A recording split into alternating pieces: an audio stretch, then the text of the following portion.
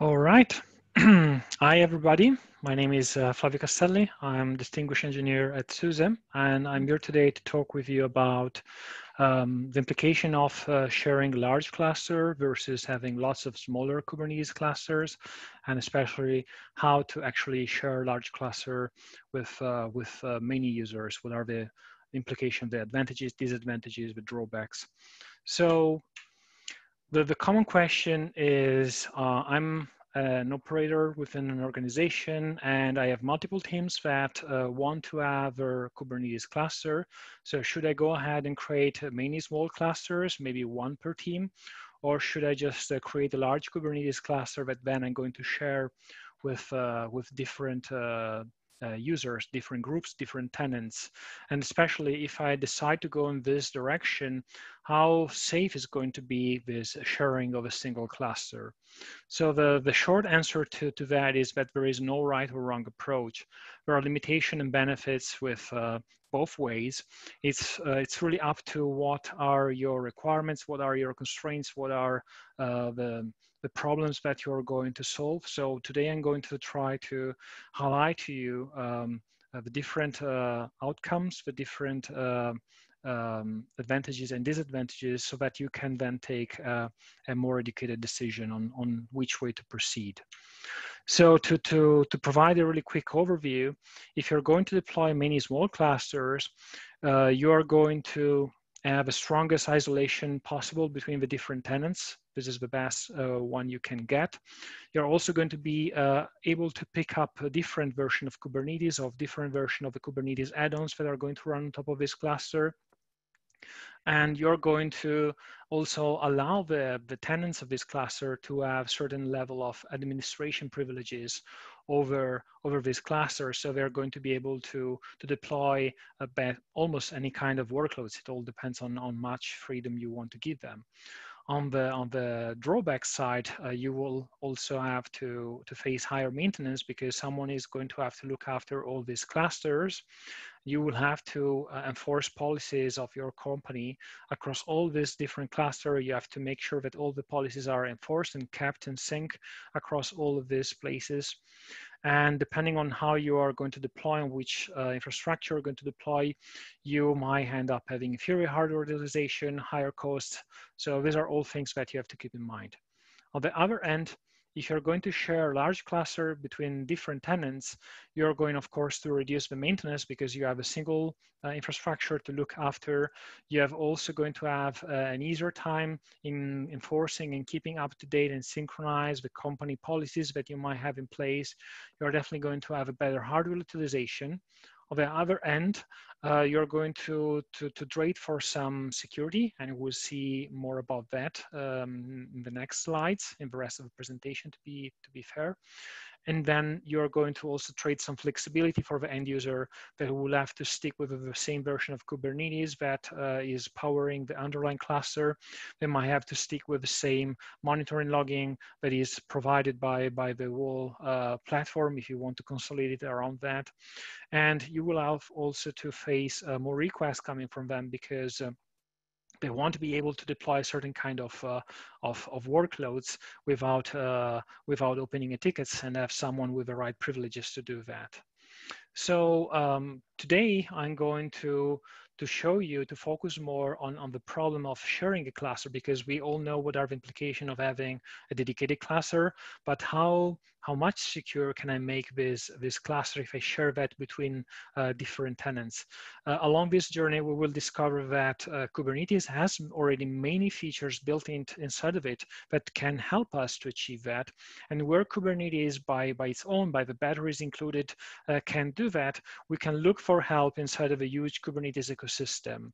Most important of all, we will see what are the limits, how much we can go with isolation, so that by knowing these limits, we can make a more educated decision about which path to choose between sharing or having multiple dedicated clusters.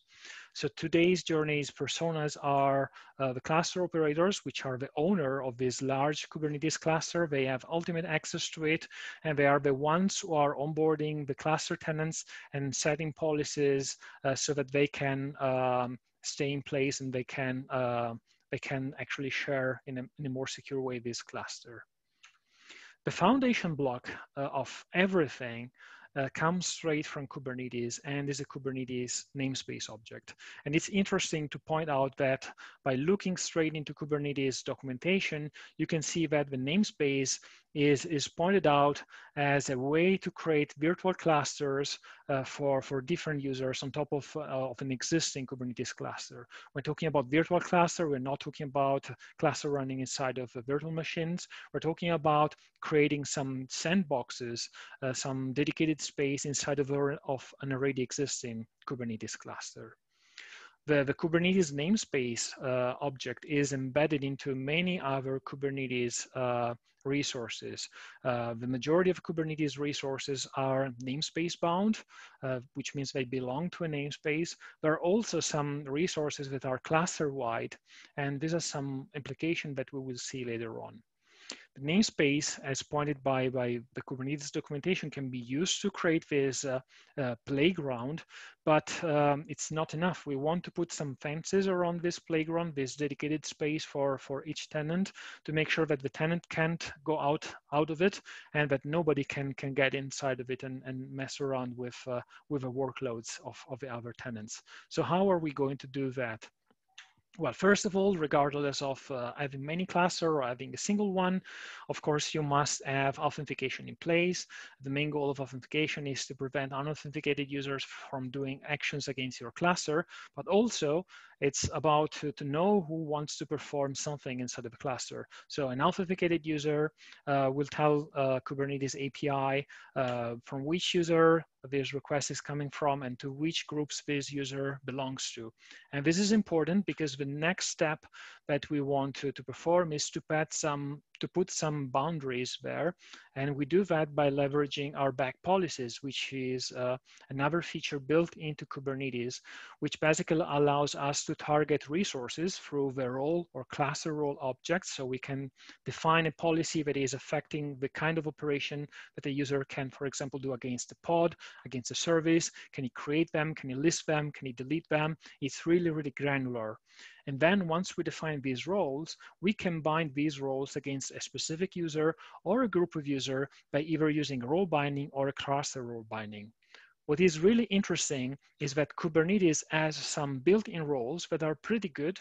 The most useful one for what we are going to create are the admin role, which once bound to a namespace, allow a user or a set of users to perform basically a read and write operation against many of the Kubernetes resources. That also includes defining new RBAC policies for that namespace and dealing with the secrets that are defined inside of this namespace. You also have another useful role, which is the edit role, which is the most common one that you're going to hand out to the tenants of a namespace. With this role, they can create and manage the resources inside of it, all of them except for RBAC policies, so that they can't, let's say, escalate. They can also handle secrets because this is useful to deploy their own workloads. Last but not least, you have the view role, which provides read-only access, but doesn't give access to neither the pod security policies nor, most important of all, the secrets. This is a really interesting role that you can use to implement some auditing access to the namespaces.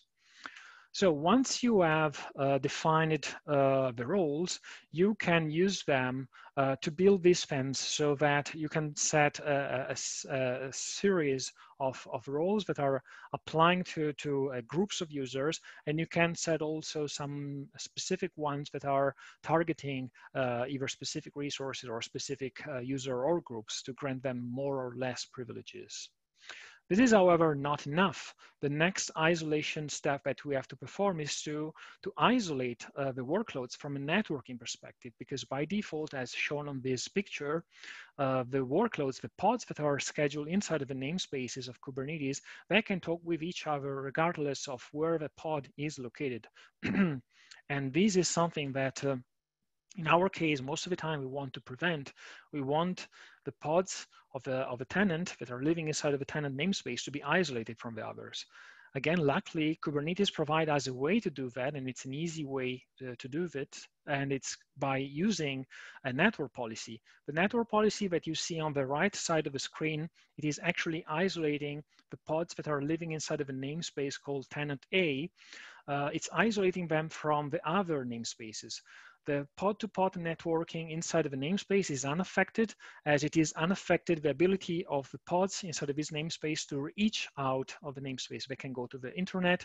They can also go to other pods inside of other namespaces of a cluster. But pods that are living outside of this namespace, they can't reach out to them. So let's think a bit about the implication of this policy. So on the good side of it, this is a policy that scales really well because it doesn't matter how many tenants we add to the cluster.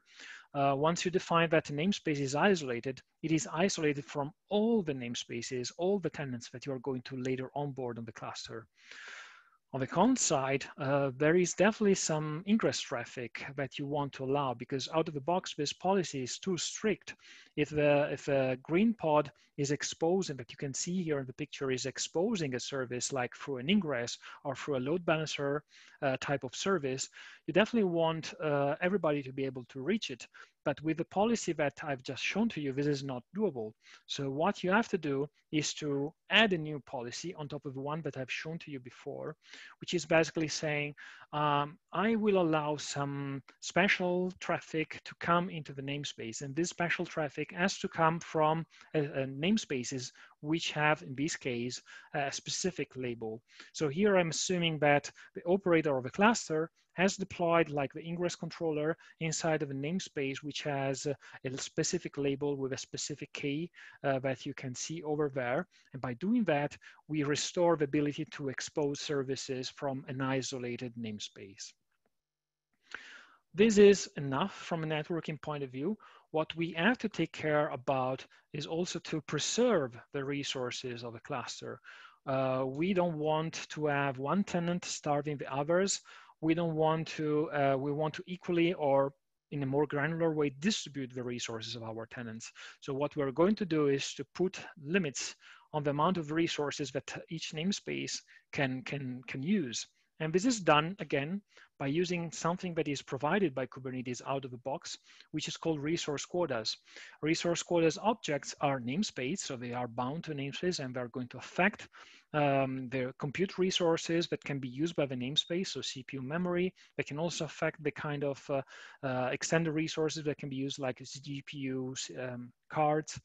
But they can also influence the amount of storage that can be consumed and the number of Kubernetes objects that can be created inside of the namespace. So let's dig a bit into the storage because it's interesting here to point out that, as you know, persistent storage in Kubernetes is done by using persistent volumes, which are objects that are cluster-wide, and by persistent volume claims, which on the other end are namespaced. And given that we have to operate on at the namespace level, what we can do with storage quotas is to put a limit on the persistent volume claims.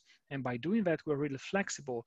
We can set a limit of a global amount of storage that can be consumed, or we can be really granular and say, I want this namespace to be able to use 10 gigabytes top of this really expensive storage type, but it can use up to 40 gigabytes of this less expensive storage type. So again, something built into Kubernetes, which is pretty flexible. Last but not least, you can put, as I was mentioning before, you can put limits on the number of objects that can be created inside of a namespace. And while at first glance, this might not be useful, for example, to say, I'm going to put a limit on the number of pods inside of a namespace, because you're going to operate on them on another way, like with putting limits on the computational resources. This is really useful if you want to limit objects like services of type load balancer. When every time a user declares one of them, they're going to actually allocate a load balancer that you're going to pay for on a public cloud, or they're going to use a floating IP address on top of your private infrastructure as a service. So you don't want to run out of this limited amount of resources, or you don't want to pay too much for resources provision on demand of the cloud. And this is a really convenient and built-in way to limit that. Now, let's change again the topic, and let's focus on something more critical, which is the security of the workloads that are running on top of a Kubernetes cluster. So Kubernetes its main purpose is to run end user workloads, which are scheduled by using pods, and pods are using Linux containers. Linux containers, by definition, they are providing isolation of the workloads, but the way they are designed, the containerized application is sharing the same kernel of the host. And this is always posing some security implications, some security threats, but these implications are even bigger and more important when you are sharing the infrastructure with other tenants, because you will have workloads coming from different tenants, sharing the same nodes, sharing the same kernel host, and so you have a higher attack surface in this case. So what can we do to make things more secure, to raise the bar in terms of the security? So this is a really condensed slide of a really huge topic, which is good security habits for Linux containers. This is not exhaustive. This is just a brief overview about things that you should definitely think carefully about doing, like, should I allow my users to run privileged containers? Please no, unless there is a really good reason. You should also aim to provide, to have AppArmor profiles or SE Linux profiles for all the workloads on your cluster. In an ideal world, you would have tailor-made profiles for your application. But if you can do that, and it's understandable, at least resort to a generic one that is provided by your container runtime.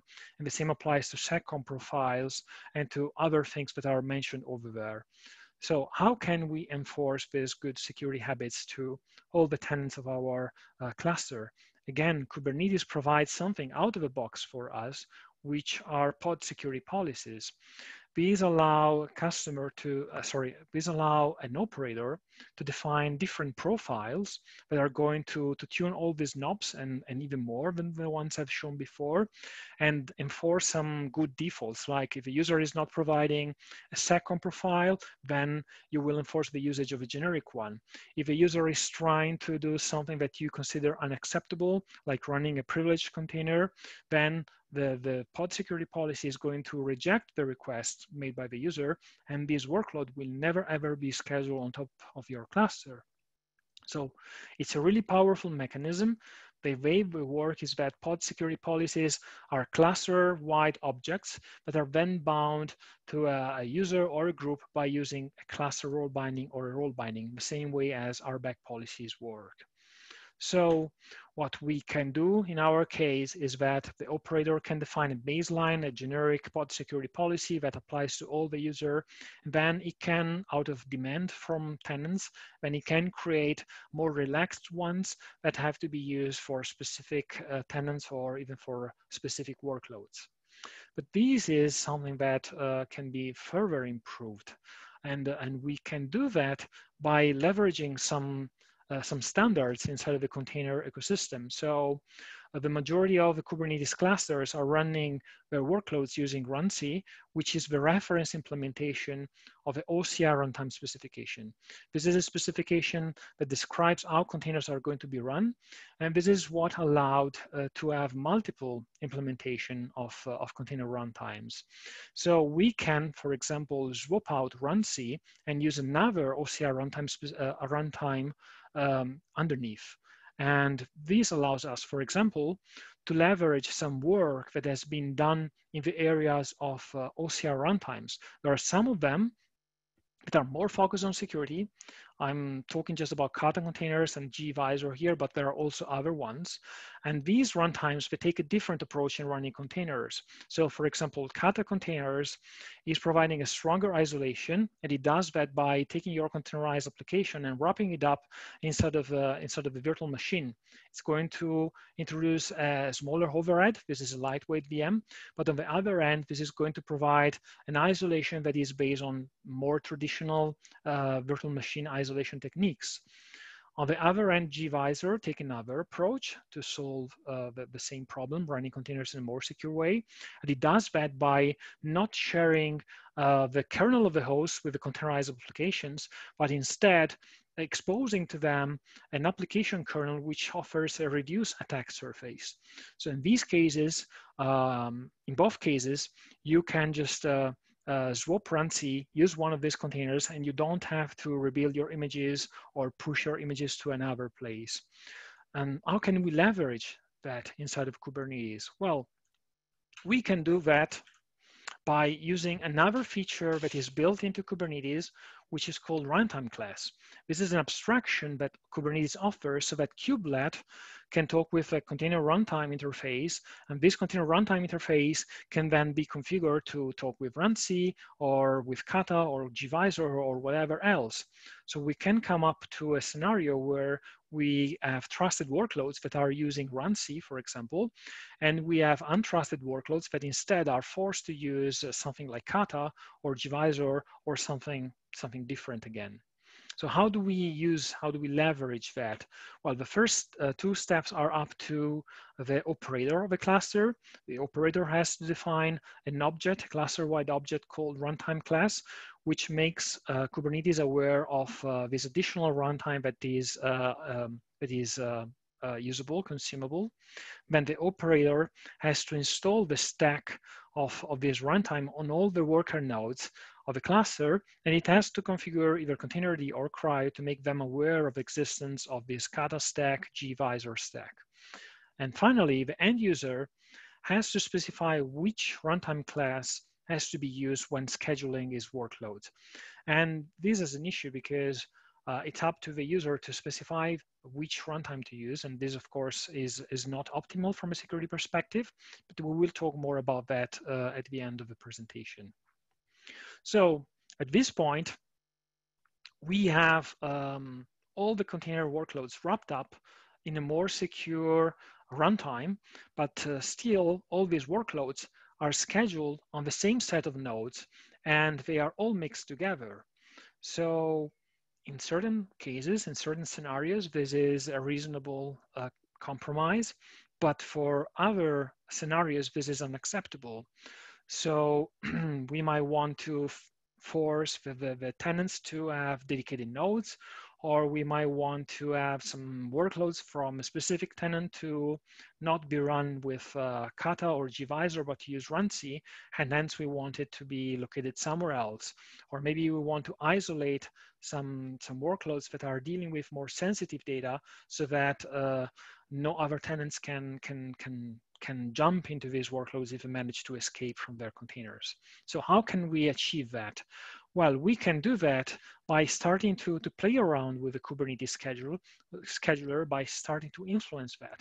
In the picture here, you can see that we can come up with a scenario where we have some nodes where the different tenants workloads are mixed together. We have 3 tenants here, green, yellow, and purple. And at the same time, inside of the same cluster, we have 1 or more nodes that are reserved only to a specific tenant. So how did we achieve that? Well, that's easy. So we leverage, again, some features that are built into Kubernetes. The first one is node tainting. So we put some taints on specific nodes, the nodes that we want to reserve to a tenant. By putting a taint on these nodes, the scheduler won't schedule regular workloads on top of this node. Only the workloads that have a specific toleration inside of their definition are going to be scheduled on these nodes. So in this case, it's up to the purple workloads add this toleration, and then the scheduler decided to allocate some of them on the shared nodes and allocate others on the reserved node. The key point is no green or yellow workloads can end up on the reserved node for purple.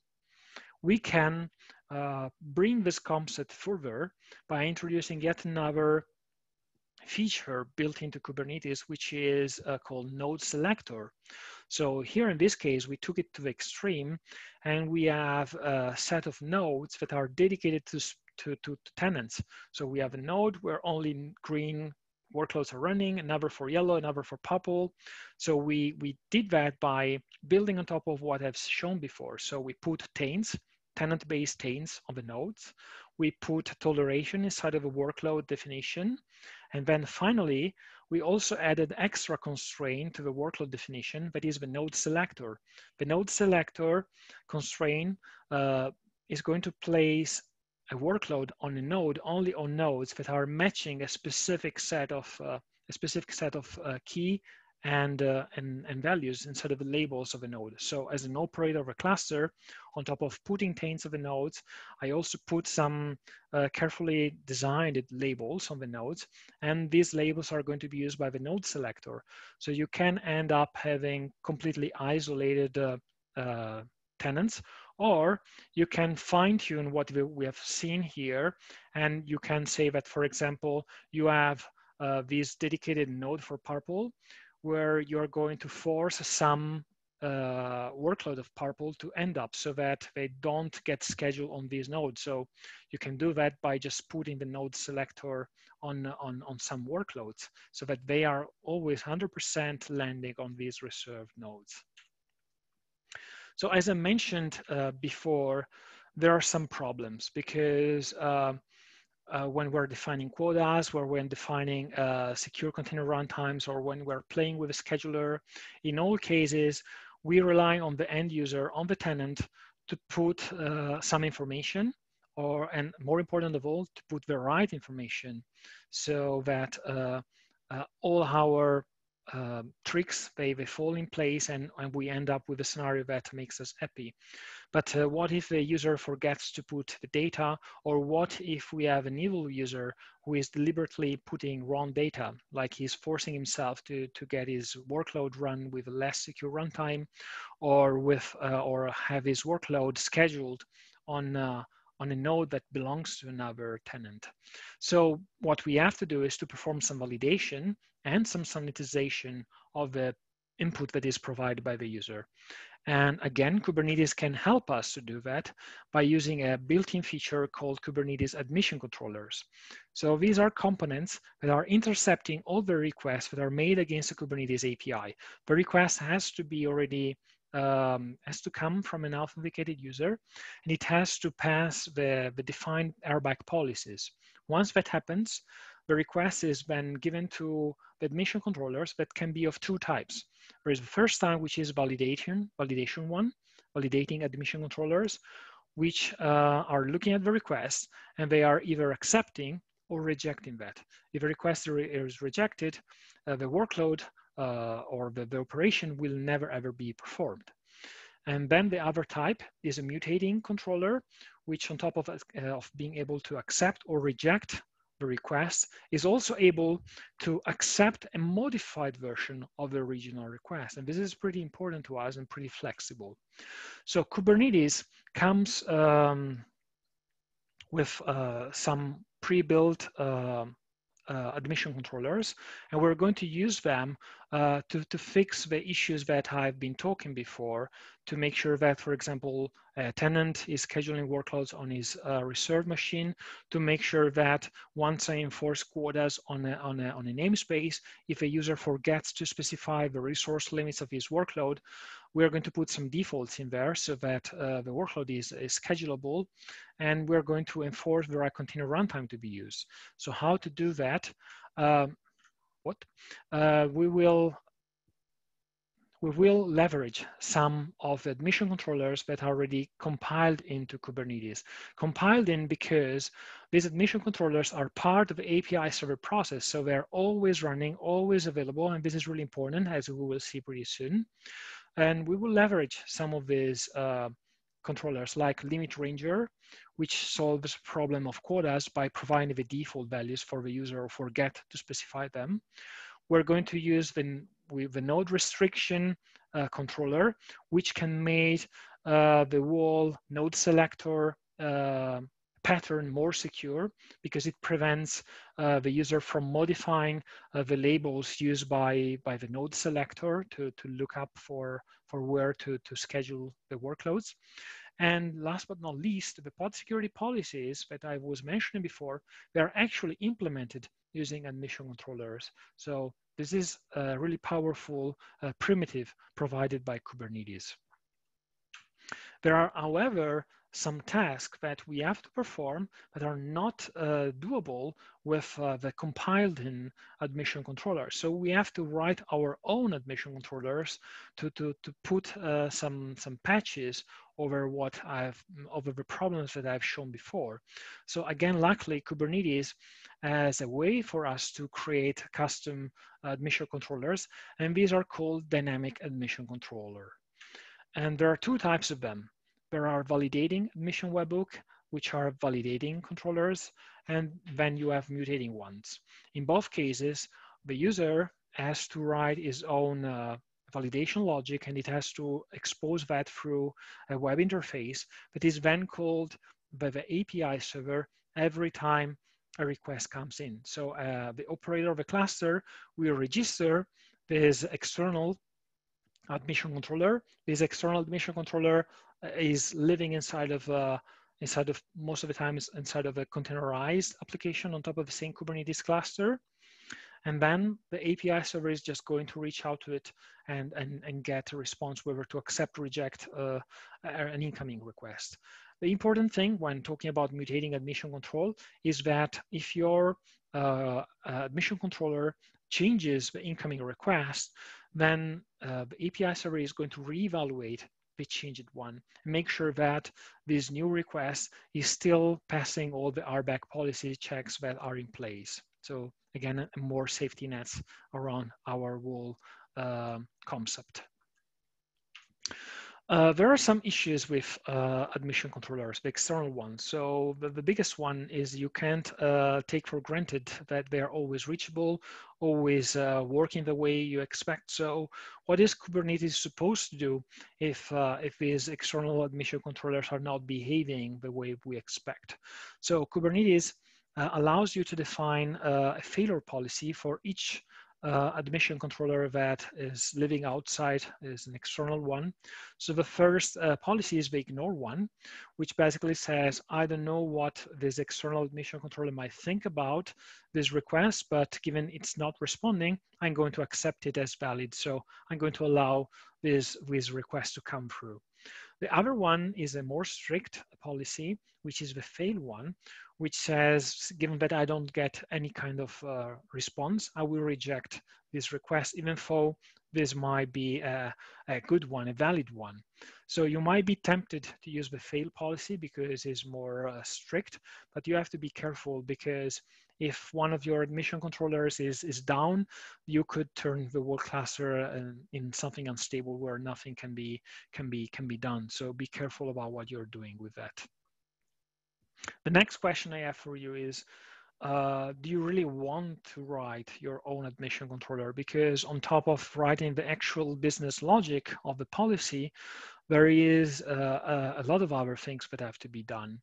And my suggestion to you is, instead of reinventing the wheel, go ahead and leverage something done by others. So I want to briefly talk about a CNCF project called Open Policy Agent, OPA, which is currently inside of the incubating stage and is currently going through some architectural change. So I will just focus on what is going to be the next generation architecture, which is already available and you can already experiment with. So the main goal of OPA is to allow the end user to focus on what really matters, which is writing policies. So you're going to just write these policies. You're going to do that using a high-level language, which is called Rego. And OPA is also providing you a way to test these policies, which is really important because you want to be sure that they are behaving the exact way that you expect them to behave. Once you're done with your policies, you can load them into Kubernetes, and you do that by creating a custom resource object that is provided to you by OPA. Once these policies are loaded, then there is another component of OPA that comes into the scene, comes into action. This is called Gatekeeper. Gatekeeper is an admission controller that is provided by OPA that looks at all the policies that you defined and enforces them. So right now, at this time, as I was mentioning, OPA is going through a change of architecture. So Gatekeeper is a new component of it. And right now it can do just a validation of incoming requests. It can't mutate them, but there are plans to extend that so that it can also mutate incoming requests. Now I want to make you think about a problem that is not specific to OPA, but is specific to all external admission controllers. So your policies are not set in stone. They're going to change over the time. You're going to introduce new one. You're going to drop other ones. And that leads to an interesting question, an interesting problem, which is what was yesterday considered as a valid request, maybe today due to a policy, new policy being introduced, or to a policy, an existing one being changed, maybe today would be rejected. And the other problem is, let's say that you want to play safe and you want to set the failure policy of your external admission controller to be ignored, then what about things that might slip into the cluster while the external admission controller was down? So how can I solve this problem? The really nice thing about OPA is that with the new architecture, it introduces an auditing feature. With this auditing feature, OPA is going to periodically reevaluate all the policies that are defined inside of the cluster and find all the objects that are violating them, and is going to keep a log of all the violations that happen. And then from there, it's up to you to revisit that, automate something out of it. But this is a really powerful feature that OPA provides that solves a really concrete problem. So it has been quite a tour. I think it's time to wrap it up. So as we have seen, it is actually possible to take a large cluster and share that with different tenants. This is doable because Kubernetes has many built-in features inside of it that allow us to create dedicated space, one per tenant, or even more than one per tenant if we want. All these spaces can be isolated and can be secured by using some primitives that are built into Kubernetes, and also by using some other features that are brought in by the Kubernetes ecosystem. So if you're going to go for sharing a single cluster, we'll end up having less infrastructure to maintain. You will end up having a single place where to enforce all these RBAC policies, all these OPA policies. You're going to be able, for example, to consolidate around providing a shared monitoring, login, tracing, service mesh, whatever to all the tenants, and you will have to just keep this single instance up and running. You will have also a better hardware utilization, unless you start to play heavily with a Kubernetes scheduler, where you're going to reserve some nodes for the tenants, and maybe some tenants is not going to make usage of all the resources that you dedicate to them.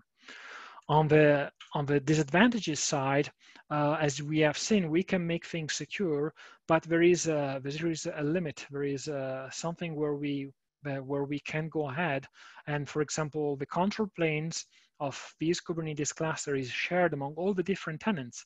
And while this can be considered acceptable in some cases, in other cases, this could be not doable because of tight security requirements.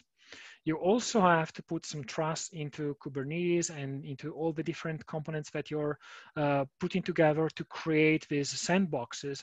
Be sure that you as an operator of this cluster are looking out for all the corner cases, are writing good policies that don't have bugs, you're keeping up with security vulnerabilities within all the different pieces, as always, of course, but there are many things that are put together. The more moving parts you have, the more trust you must have with them.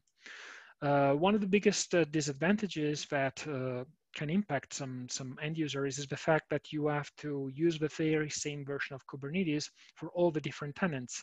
And in some cases, this can be a problem because you have some tenants that want the latest and greatest, while you have others that want a really specific, maybe slightly dated version of Kubernetes because they have this special workload that is certified to be working only on this specific version of Kubernetes.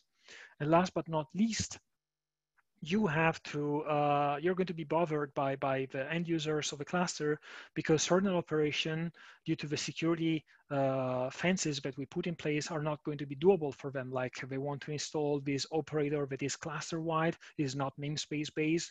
So you have to actually do that for them because they don't have the rights. And then you have to go ahead and write a new RBAC policies for the objects that are defined by this operator, for example. I also want to leave here a brief note to the virtual cluster project that is currently being worked inside of a SIG multi-tenancy group. There's a really interesting project that has another take on sharing a cluster with different tenants. It's too big to fit into this already really crowded presentation. Finally, let's take a brief look at the advantages of having many smaller clusters. So in this way, you can have the strongest isolation you can aim for. You can have the flexibility to pick the Kubernetes version that each tenants want to have. And you can also end them out more freedom on this cluster so they don't bother you the need to deploy a cluster-wide operator, for example. On the let's say dark side, you are going to have more machines to keep up to date. If you start to have multiple Kubernetes versions deployed, you have to keep track of all the different security bulletins that come up and make sure that these Kubernetes versions are not affected by them, that you are, it's something that you always have to do, of course, but of course, the more versions of Kubernetes you have to support, the more work ends up on your plate. You also have to make sure that the corporate policies that you have in place are enforced everywhere, they are synchronized everywhere, and you might run into inferior hardware utilization and higher costs because, just to make an example, you have to have multiple control planes nodes for each Kubernetes cluster, which might be not the case if you're running on top of a public cloud that is offering you a managed Kubernetes, but in other cases, it might be a factor for you. So that's really all. I hope that I provided you a good overview. I hope this is going to be useful to you. And feel free to reach out to me, not just during this Q&A section, but also during KubeCon Europe, during this event. I will be reachable. And thanks a lot. Great. Thank you, Flavio, for a great presentation. Just going to get to a couple of questions here. Sanjay Singh would like to know how to implement access controls using network policy between clusters. So here, when we talk between clusters, I guess what we are talking about sharing one large cluster between different tenants. So in this case, the cluster that we end out of the tenants are actually namespaces. And so what we are going to do to limit the access to them is by defining the network policies. And the one that I've shown to you is already a really good starting point because it isolates a namespace, a tenant from the other ones. You can then just leverage traditional network policies that you would use in a single cluster use case to have more granular access and say, for example, I want this I want the pods that are exposing the service database inside of this namespace to be reachable by all the tenants so that, for example, you have a central name database that is then accessed by the different teams of your organization if you want to do that. So it's regular namespace behavior. Even I see that there was a further comment on that in a scenario where there are two different Kubernetes clusters. So if you have two different Kubernetes clusters, like two separate Kubernetes cluster, then what you have to do is to define policies, clearly define what you want to expose and limit what is being exposed through ingresses or through load balancers type of services. And then you have to resort to a usual mechanism to limit the access to that. I would say it's a traditional problem in this case. Okay, and David Sharp would like to know, beyond validation and sanitation, mutating admission controllers can be used to apply these policies. I believe OPA could be used to enforce and apply policies like all NS/purple pods, tolerate and select purple nodes. Do you have experience with that, and what kind of policies can or should be applied automatically versus some user cooperation? So I think that Gangway right now can't do mutation. I don't know how this will be implemented with the final design of it. So right now, what you can do is expect some user cooperation for this purple scenario that you're mentioning. So expect the user to provide the right set of toleration. And then with the current gangway, with the current OPA policies, you can go and make sure that, first of all, the user is actually specifying a node selector, and second is specifying the node selector that you expect him to be writing. If he is not doing that, then you can just deny the workload to be scheduled. The user will get a nice explanation about that, and then we'll hopefully fix that or reach out to you. But right now, with the current design, there is no mutation available with the new interface.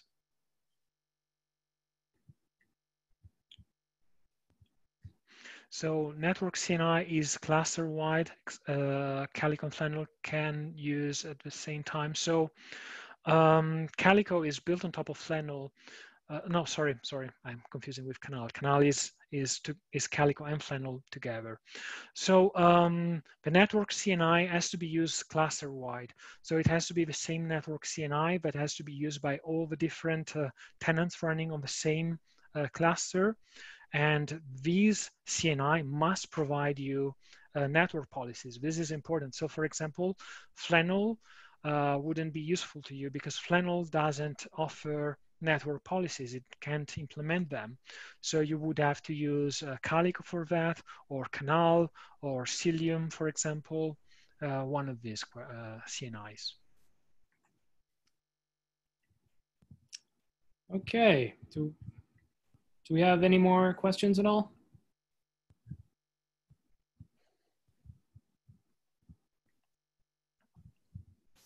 Doesn't look it. Okay, well, thank you again, Flavio, for a great presentation and Q&A facilitation. Thank you all for joining us today. The webinar recording and slides will be online later today, and we're looking forward to seeing you at the next CNCF webinar. Thank you again, everyone. Have a great day. Thanks.